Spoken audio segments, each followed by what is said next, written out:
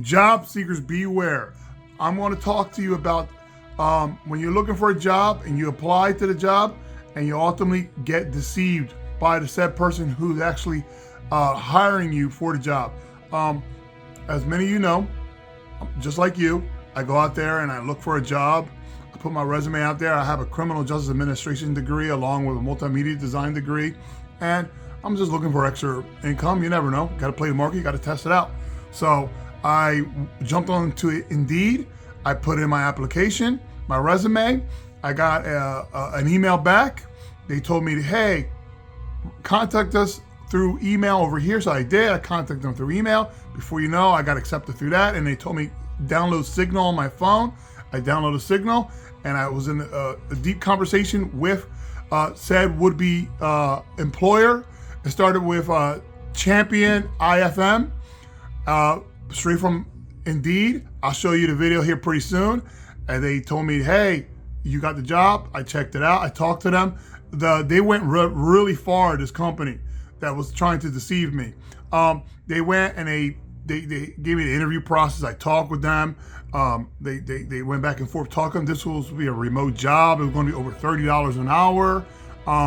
They talked about all kind of benefits, all kinds of stuff. It sounded too good to be true. And that's exactly what it was. It was too good to be true. And I'm going to tell you why. Because they went really deep. It wasn't this jarbled mess. They weren't talking gibberish. They were actually talking pretty decently. It was kind of fishy to me. You know, deep down, I was like, nah, this sounds too good to be true. And I kept on thinking about it. But before long, you know, like maybe it's just my senses and I'm wrong about this. But so they got my address and they mailed me this envelope. And I'll show you the envelope. They went and they sent this envelope right here. They UPS'd it. It was next day aired, as you see, next day aired. And I was like, wow, they were really intent on me getting this envelope.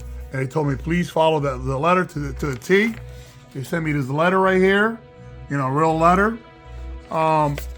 And they told me, you know, dear recipient, this is Mr. John Lewis from the company's payment department. You're required to notify me via his email. And they gave me a finance link at accountant.com.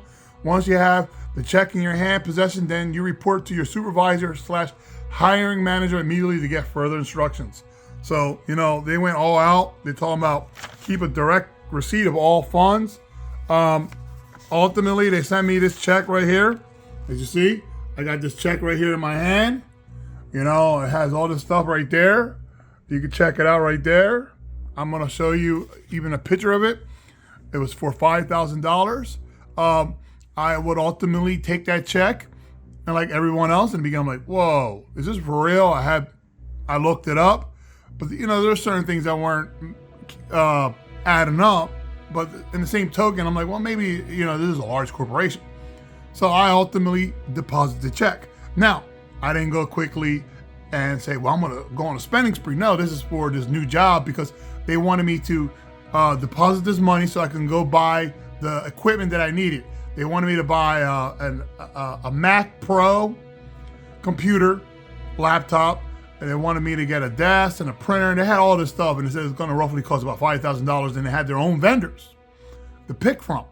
So, but I couldn't deposit it until I told them. So I reached out to them, I emailed them, I told them that I got the check, I waited, they eventually responded to me. They told me, great, deposit it, but deposit it either through your ATM or through your mobile app. I'm like, okay. And then once you do that, your funds should be available to you. And I'm like, available to me? And so when I did deposit, I let them know, hey, I deposited a check. And immediately the woman's acting kind of squirrely. And she's like, well, how much is it showing? Is it showing that it's already there? And I'm like, well, you know, you got to wait, you know, at least 24 hours before it hits your bank and it gives you all that info.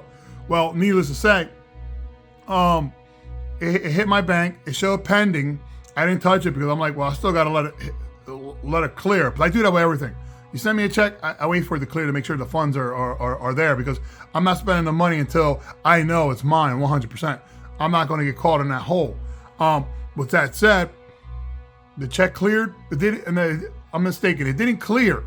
It went from pending to suddenly the bank took it back and they put a hold onto it. I called them up. They ended up telling me that I had to wait till January 3rd, and it kept on showing that it was outside my normal activity.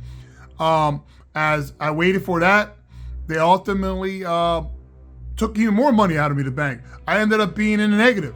I was like $2,200 in the negative, in the red. I saw the red. I'm like, whoa, what's going on?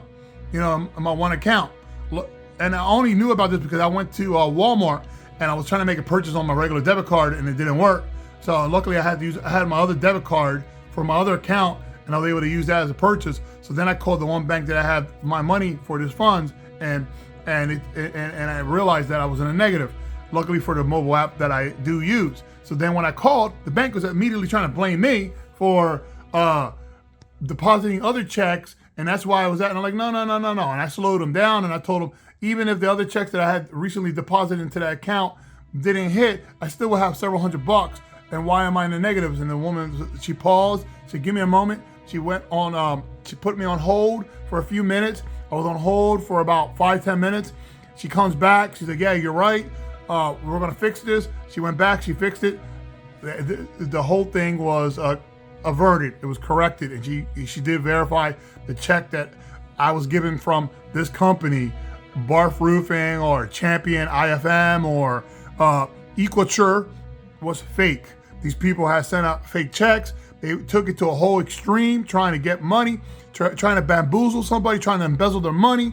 And I'm just making this video to put everybody out there on notice that if you're on Indeed, you're looking for work, there's people out there that want to hurt you. And be careful, because these people are evil and they will do everything in their power to take you down and steal your hard-earned money.